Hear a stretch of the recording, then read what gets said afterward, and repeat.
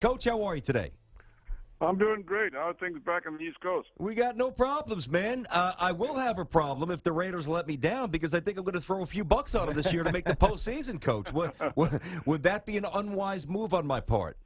No, I think that'd be pretty wise. I think they're ready to be relevant and make a push now because most of all the pieces are in place now. They've done a nice job in the off season. With Sean Smith getting a corner, which they needed another corner. They got Bruce Irvin from Seattle, an excellent outside rusher, and then the other guys, they're all growing up. Yeah. I mean, Mack is growing up, Carr is growing up, Amari Cooper is growing up. I just go on. Michael Crabbe has had a new beginning in Oakland, and so there's a lot of things going on that are fun. Yeah, no, it's exciting. You got to be excited if you're a Raiders fan. I wonder, though, because of what's going on with the potential relocation, if that enthusiasm is kind of, you're conflicted about the enthusiasm. You know your team's going to be good, but they could be elsewhere, come a year. Yeah, you would think it'd be a distraction. But when I coached in 1982, when there was a big strike, and we were also moving to L.A. We were going to play in L.A. and we were still in Oakland, so we're practicing in Oakland and flying down to L.A. for every home game. I mean, there's all kinds of distractions, but we did not let it get to us. When you're in football, you're in football. You show up, you go through that door, it's football. You don't worry what's going on outside that building. And we only lost one game that year until we went into the playoffs, and the following year we won the Super Bowl in Los Angeles. So the distractions are many, but they're usually a lot of hype, overhyped. But right now, reality is reality. And right now, the chances of going to Vegas are probably, I'd say, 50-50. Yeah, I think I'm with you. I mean, Tiki and I bring it up a lot on the show, and it just seems like at some point, just knowing where the stadium is and the issues for the property and the basic economic depression in the city of Oakland, the East Bay, it's tough. But I wanted to ask you this here, Tom, and this year is different in the sense for the Raiders in this very one, for me, one very obvious regard. Last year, we all theorized, well, the Raiders have some young talent. Raiders could be interesting. This year, the expectations are real, which means that there's pressure. And it's one thing to be an ascending team that is eventually going to get there. Most people think this should be the year. Do you feel that the organization senses that pressure at all? You can feel it when you walk in the building there. Everything is just so positive. Jack Del Rio brought a new attitude. The Raiders had kind of, and I hate to say it because I've been a Raider almost all my life, almost forgotten how to win and what it took to win and what the feeling was. And you got to bring that feeling back because winning becomes a habit.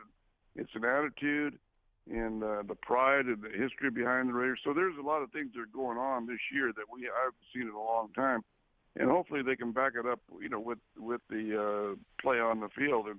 And I don't see any reason why they should. And this is a pretty good year to make that move because Denver is going to have some issues because of their offense right now. They don't even know who their quarterback is yet. Their defense is still outstanding, so that will be an issue to worry about.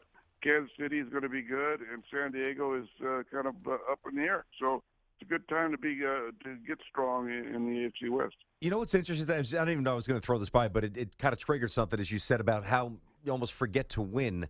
And growing up on the East Coast, having worked for a minute in Northern California, I remember the first time that I had a chance to do my radio show back then at Raiders headquarters, and I was with Amy Trask and my old partner Eric Davis, who played for the Niners, as you know, and is part of the NFL Network. And I walked in there, and I had this imagination, this notion of what the Raiders were as a kid. And then I walked into the headquarters, and it seemed like a morgue. It seemed depressing. It seemed as if it was a rudderless ship. So when you say that they seemingly forgot how to win, that resonated with me because they were lost. And I got to be honest with you, Tom, when watching Reggie McKenzie the first 2 years on the job, I thought he was way in over his head, but he has really rebounded, and Reggie McKenzie has become a very good general manager. Yes, he has. His strength when he came out from Green Bay. Reggie played for me. We drafted him when I was head coach in L.A., so he played for me for 3 years. And I knew him fairly well, but his strength, and even Ron Wolf said this, was in talent. He knew how to size up talent and recognize it, and well, that's what you had to have in football. But he also, got a pretty good schooling at Green Bay on how a class organization should be run. And the Raiders had gotten away from that. Unfortunately, when Al Davis was ill, some of that slipped away at the latter part of his life. Mm-hmm.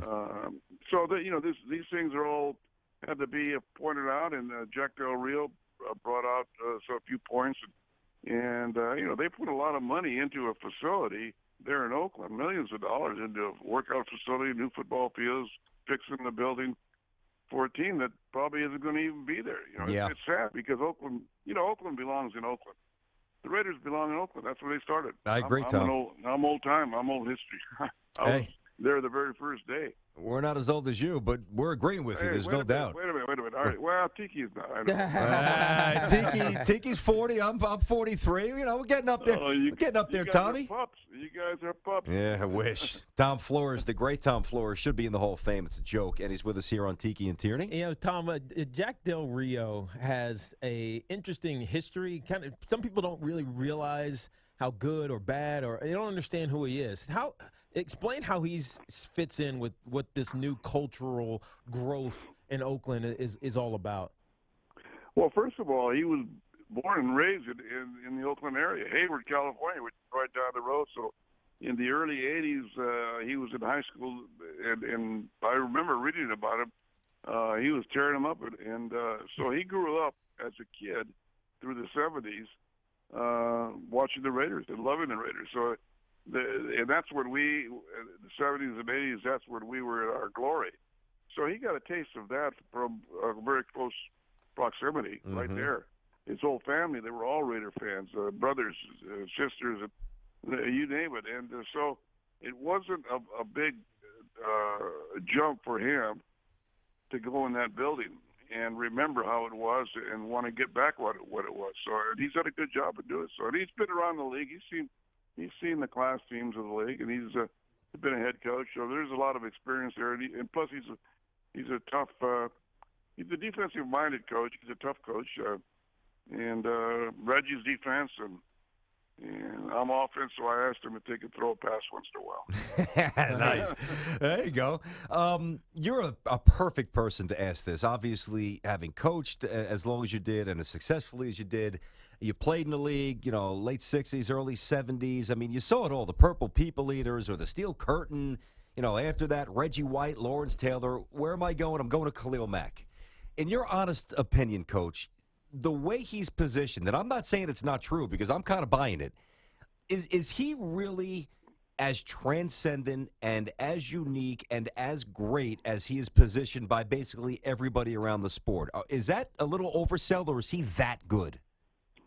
Well, I don't think it's oversell. I think he still has to do it, and he has to do it consistently. And so far, he's done it, and he's done it consistently in his first couple of years.